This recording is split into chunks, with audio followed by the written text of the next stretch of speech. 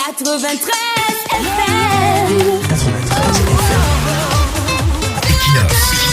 Radio. Bonjour, laissons le nom du président Paul Biya tranquille. Est-ce qu'il est pompiste? Laissons le nom du premier ministre Diongote tranquille. Il n'est pas aussi pompiste. Laissons les noms des ministres tranquilles. Ce ne sont pas eux les propriétaires des stations. Laissons le nom du RDPC en paix. C'est pas lui qui avait brûlé la Sonara. Laissons l'ogre de 82. Ce sont les blancs entre guillemets qui veulent mettre le président en difficulté. Ils sont jaloux de lui parce qu'il gère merveilleusement le pays. Il s'est tourné vers la Russie. Voilà pourquoi ils veulent lui mettre les bâtons dans les roues en faisant qu'il ne pense plus à la restructuration de la Sonara ou à la création d'une usine capable de raffiner notre pétrole brut. Tout ceci avec la complicité des taupes, des crèques que vous appelez les opposants. C'est leur mauvaise bouche qui a plongé le pays dans cette pénurie, dans cette vie chère. Ce sont eux qui bloquent la restructuration de la Sonara avec le sabotage qui empêche les bailleurs de fonds de nous faire confiance. Ils les bloquent à l'entrée de l'aéroport même. Ce sont ces opposants qui empêchent le Cameroun de raffiner lui-même son pétrole brut. Ce sont eux qui poussent le gouvernement à liquider notre pétrole aux étrangers. C'est la démocratie qui a mis ce pays à genoux. Moi, à la place du président, je fermerai toutes ces chaînes de télévision à l'origine de cette pénurie avec leurs invités du chaos et du catastrophisme. Qui d'entre eux a déjà même construit une station un jour? D'ailleurs, s'ils ne sont pas d'accord avec la pénurie, qu'ils changent simplement de pays. Croc c'est croc. Les enfants partent désormais à l'école à pied, croient 5 km. Les fonctionnaires tapent désormais des kilomètres pour aller au boulot à pied ou rentrer du boulot avec des chemises bien crampées de sueur. C'est normal, c'est leur corps. Le problème des opposants, c'est quoi là-dedans? Même au Bangladesh, quand il y a pénurie, même les fils des ministres marchent à pied. Même en Colombie, aux États-Unis, les enfants vont à l'école à pied, les fonctionnaires vont au travail à pied lorsqu'il y a pénurie. C'est quoi le problème des opposants là-dedans? Des taxis sont garés depuis 2 jours. Les taximens n'ont qu'à rester à la maison, qu'ils se reposent aussi. Le repos fait même du bien. Même s'ils n'arrivent plus à rationner à la maison, même si leur famille n'arrive plus à manger, ce n'est pas si grave. Même s'ils n'auront rien pour tontiner dimanche, même s'ils n'auront rien pour donner aux bailleurs, même au Paraguay, on voit souvent ça. La France, l'Italie même s'ils meurent de famine, ça ne sera pas une première dans le monde.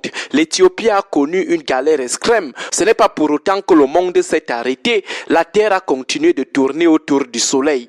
Que les gens laissent le gouvernement tranquille, qu'ils laissent le président tranquille. Le problème est ailleurs. Le président n'est pas pompiste. Ce n'est pas lui le propriétaire des stations de Yaoundé. Le problème est plutôt ailleurs. Demandez plutôt les comptes aux gens qui sabotent le Cameroun chaque jour à la télé, qui font les affaires des étrangers, des puissances étrangères qui veulent détruire le Cameroun. Leur coup ne passera pas. Même si cette pénurie dure 1 semaine, 1 mois, on va supporter. Que le gouvernement ne panique pas. Nous sommes tous derrière notre président. Je préfère que mes enfants rentrent encore avec les ampoules au pied de main.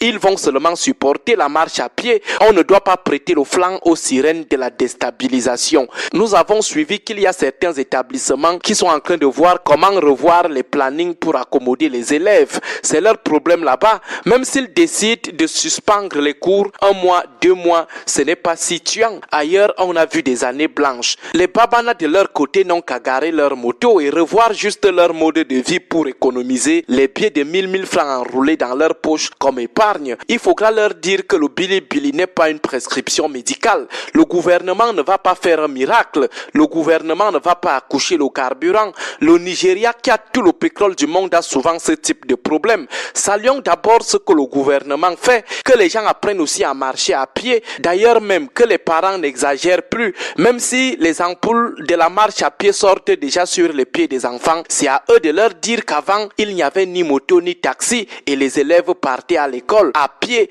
et à des kilomètres. C'est un problème d'éducation. Vous voyez le mal partout. 2, 3 jours, 4 jours sans carburant, vous commencez à à saboter le gouvernement partout? Qui vous a dit que l'hélicoptère qui tourne depuis 2 jours sous le ciel de Yaoundé, c'est la patrouille pour prévenir des éventuelles émeutes? Vous voyez la catastrophe partout, vous êtes trop alarmiste. D'ailleurs, celui qui tentera sentira l'écraseur et son moulinex passer sur lui. De toutes les façons, les Camerounais sont sereins, ils resteront sereins, même si Yaoundé et Douala restent paralysés 2 jours, 3 jours, 4 jours supplémentaires. Même si tout s'arrête, ils vont supporter. Vous, les déstabilisateurs, votre plan va échouer. Ce n'est pas la SDP qui vous provoque les Camerounais, ce n'est non plus le gouvernement qui vous provoque les Camerounais, encore moins le président. C'est vous qui incitez les Camerounais à sentir le calvaire du manque de carburant et de ses effets dans leur chair. C'est vous qui incitez les enfants à sentir la douleur des ampoules de la marche à pied dans leur chair.